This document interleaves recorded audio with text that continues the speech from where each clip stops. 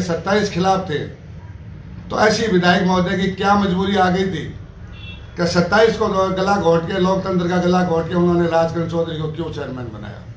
यह प्रश्न है। किसी संपूर्ण जानकारी के गांधी चौक में जिस प्रकार के सीधा आरोप मेरे पे लगाया और जब उन्होंने अपनी सारी मर्यादाएं लांघी है, सामाजिक तत्वों ने कृत्य किया है, उनके प्रेरणा स्रोत राजकिरण चौधरी जैसे लोग हैं।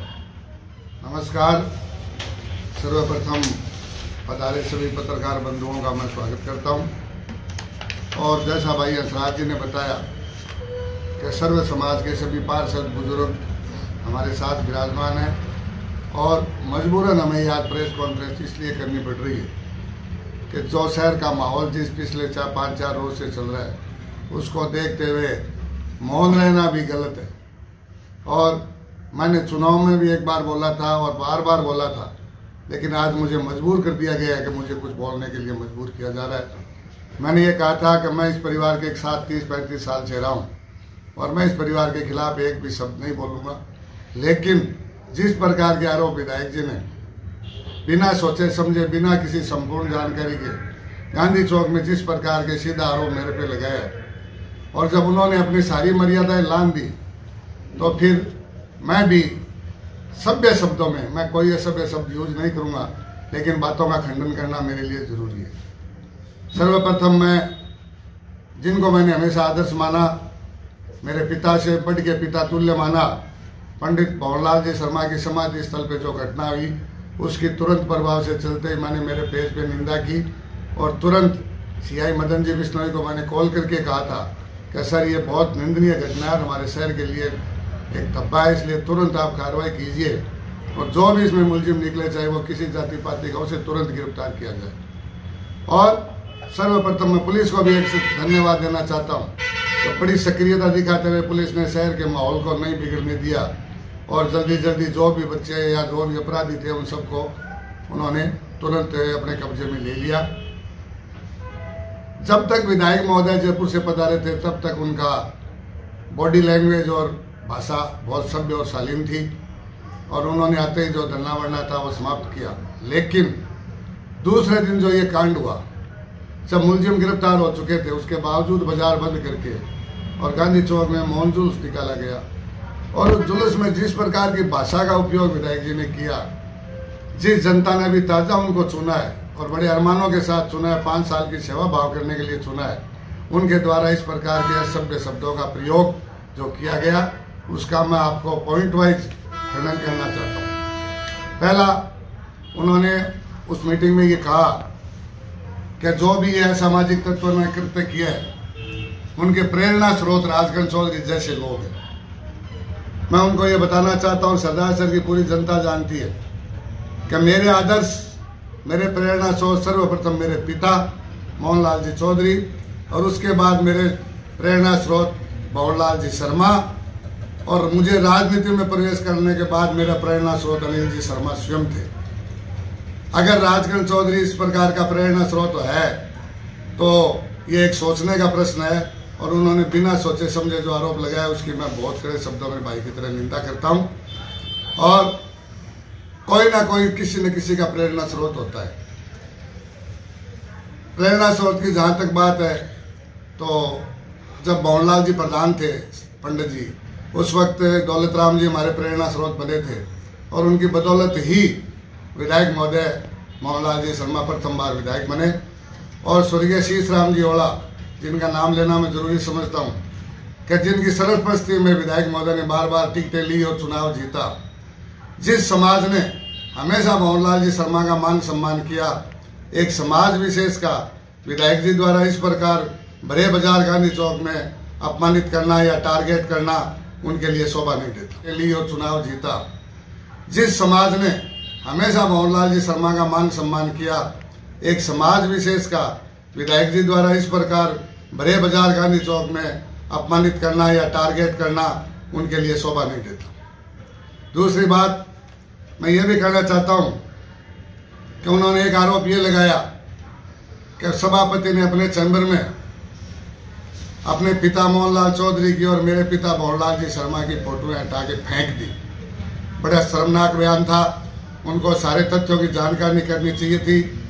चुनाव में भी इसी प्रकार के भाषण उन्होंने दिए हैं, जो उनके सलाहकारों ने उनको बता दिया, बिना किसी जानकारी के उन्होंने मुझ पर आरोप लगाए, लेकिन हमने सब सहन किया।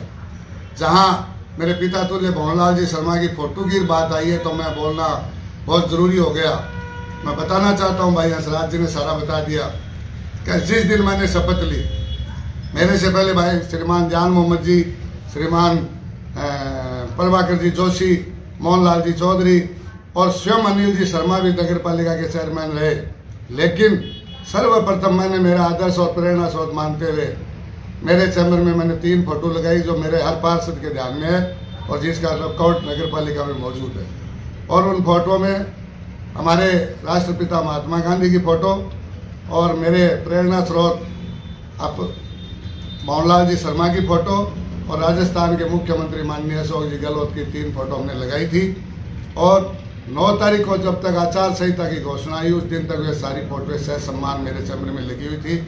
मेरे चैम्बर में कैमरे लगे हुए हैं, उनकी रिकॉर्डिंग दिखवाते हैं। और जो ही आचार संहिता लगती है, सारी दुनिया जानती है कि शहर में जितने भी पोस्टर्स वगैरह होते हैं, जितने नारेबाजी होते हैं, जितने भी नेताओं की तस्वीरें होती है, उनको उतारने का एक रिवाज होता है, एक कानून है।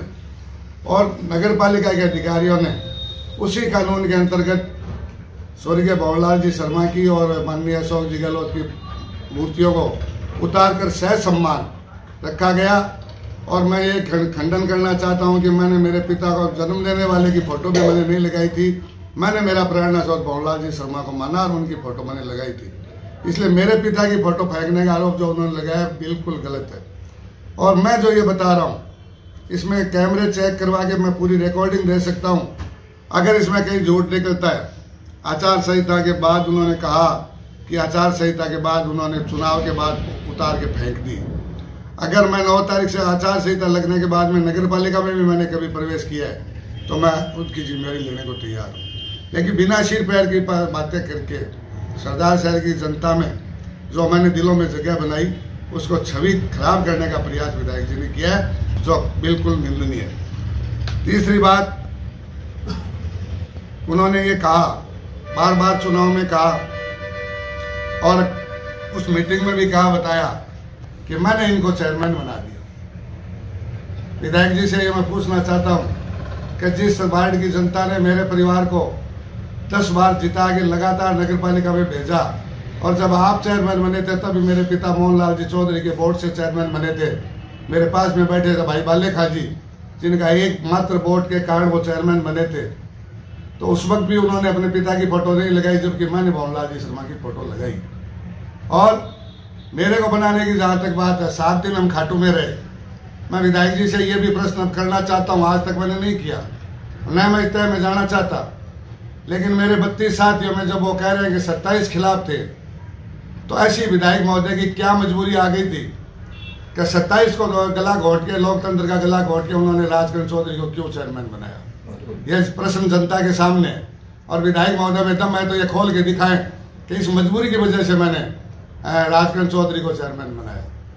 जिस विश्वास के साथ उन्होंने मुझे बनाया होगा या जिस कारण से उन्होंने बनाया होगा, मैंने पूरे निष्पक्षता के साथ शहर में मेरी टीम के साथ भाई हंसराज और भाई राजेश पारिक व सभी मेरे साथियों के 55 साथियों के साथ मिलकर, आज मेरे साथ भारतीय जनता पार्टी के पार्षद भी बैठे, सबने मेरा मिलकर सहयोग किया और हमने एक आदर्श सरदार शहर बनाने का जो सपना देखा उस पर काम किया है। इस प्रकार के आरोप विधायक जी लगाते हैं। और दूसरा, मैं एक स्पष्ट और करना चाहता हूँ कि अगर विधायक महोदय बनाने और बिगाड़ने में इतने सक्षम है तो नगर पालिका चुनाव से थोड़ा दिन पहले पंचायत समिति का चुनाव हुआ था, और पंचायत समिति के चुनाव में 13 वोट हमारे थे और 12 वोट बीजेपी के थे, और विधायक जी बनाने वाले थे। तो उस वक्त तो उनका छोटा भाई भाई केसरी प्रधान बन रहा था, उस वक्त विधायक जी बनाने वाले कहाँ चले गए थे। इसलिए बनाने बिगाड़ने की बातें जनता बनाती है, जनता बिगाड़ती है।